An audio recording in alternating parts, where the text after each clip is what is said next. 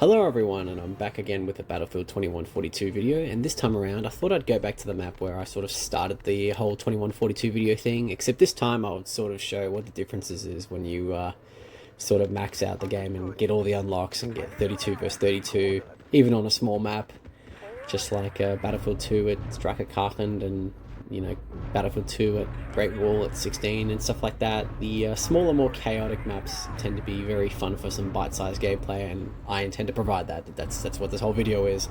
And it's been really nice to go back to 2142 actually, especially with all the updates, and especially with community help. I mean, the Reclamation server is a chill little server that's got a loyal fan base there that pops up and plays the games. Unfortunately for me though, I can't really play the game because, well, can't really play the game online because the ping on those servers is like 300 plus, and there's not a huge, if anyone really playing the game in Australia or Southeast Asia. I mean, it would be cool if there were. I mean, I'm sure there are, but it's just very far and few between, and given my other issues getting OpenSpy to work, at the moment I'm sort of stuck with this. But this isn't a bad way to play the game, and it's kind of a weird one because I do love this game a lot, and being able to play it the way that I always wanted to as a kid, other than the whole 8v8 with the 5 maps, I can do so much more now with more co-op maps and even custom co-op maps and stuff like that, and all the enhancements running the game at max settings. It still doesn't quite feel the same as Battlefield 2 to me. I don't know. This game is, as I said in another video, this is still a very underrated game in the scheme of things. I think the atmosphere in this game is somewhat unparalleled in the Battlefield franchise. It's very desolate, very lonely, and I tend to kind of yearn for games with unique, or just that sort of backdrop. Really, it's a very unique backdrop, and it's sort of really up my alley as well. And I love that the bots seem to be very well coded for these maps, like these updates.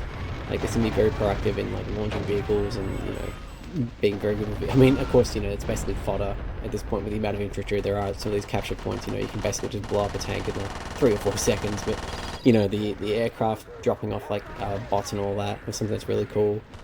And all the vehicles kind of just trying to go into the main base and all that. It's just very fun, just very interesting. It's so much more dynamic than what Battlefield 2 was to an extent. You don't really get the helicopters dropping off soldiers and stuff like that. Or maybe you do. It's maybe I've just not played the right maps or just had the right gameplay parameters, but it's still fun nonetheless.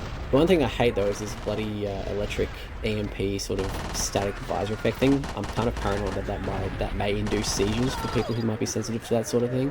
And I have wondered actually if that's actually been a thing, because it is quite a violent visual effect, and I've just kind of wondered really. I mean, I don't really know if there's any epileptics who watch my YouTube channel. I mean, if there's epileptics in an audio sense, you get, absolutely freak out at the sound of an annoying YouTuber like myself, who's largely just doing these videos as a means to speak over games that I grew up with and games that I love still playing to this very day. Well, you've come to the right place.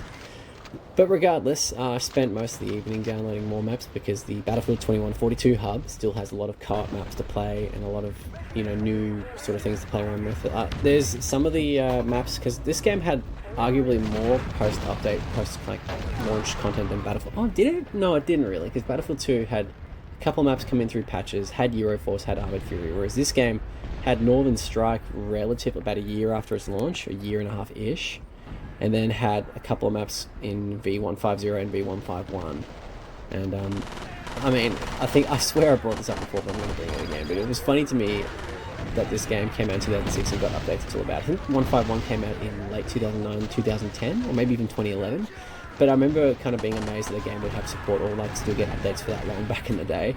And now we're kind of in an era of the forever game, like Fortnite for instance, constantly getting updates, and the game is almost unrecognizable from what it was back in its launch day, which I just remembered I still have a video of it back around its season or pre-season 1, which is a bit scary actually now I think about that. And I think the scarier thing yet is that video is about 10 years old, or nearly 10 years old anyway.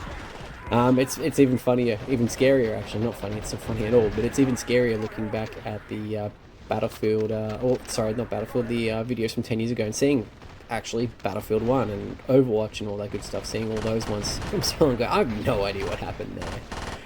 I mean, I thought I got...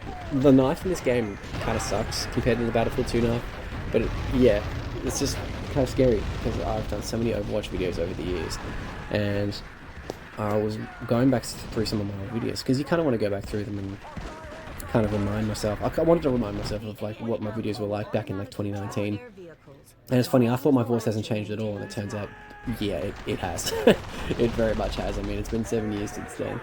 And going off tangent again, but it was quite noteworthy to use the anti-air variant of this gun, because I actually never used it, because of course the unlocks were so restricted in single player, like you didn't really have much access to anything. And as I said in another video, just to reiterate the point of how basic the single player component of this game was, your bots had better classes than you did.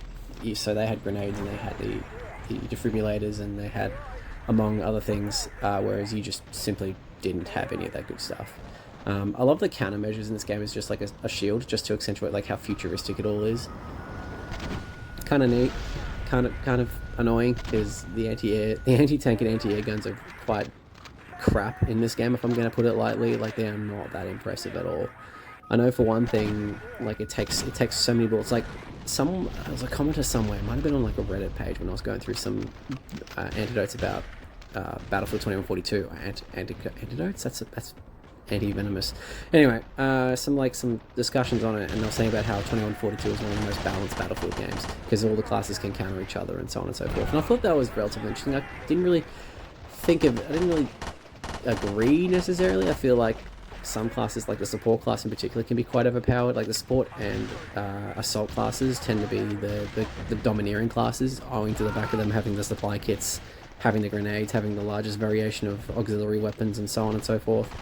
But it's still interesting, because of course the recon kits, I mean, going on that topic, the recon kits I didn't feel like were that effective either. I mean, the snipers, they're fun to use, but like there's the carbine, and it almost feels like an admission of like, we didn't really have any other ideas for another sniper rifle, so here's an assault rifle for the recon class, which I guess they sort of followed up on with like Battlefield Bad Company 2 and stuff like that, when you could use like special weapons in the recon kit, like the good old M1 Garand and stuff like that, or the Garand, whatever it's called. I have no idea. But I thought it was interesting that there was a bit of a precursor there and all that. And reading about Wake Island 2142 as well, I thought it was literally just and Striker Karkland 2142 as well. Like, those maps have been brought over from Battlefield 2, but there's actually some unique tweaks to them.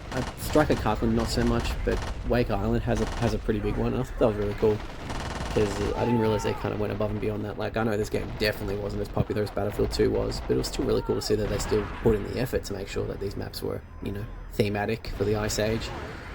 And yeah, basically I'm just kind of on a tangent now. I don't really have much else to say. That's why I haven't really done, like, I've been doing 2 videos a day nearly since I started, so it's only been about 2 weeks now, so there's been a lot of videos that have come out recently, so I've kind of more or less run out of things to say about certain things. I guess going back to the map that I started my first like 2142 video in almost 10 years on was kind of a bad point to start on, but I mean, I hope you don't mind me rambling for a bit. I mean, we're nearly at the end of the video anyway. I hope you enjoyed the gameplay, guys. It's been fun to record. It was a lot of fun to record, because this was just pure chaos.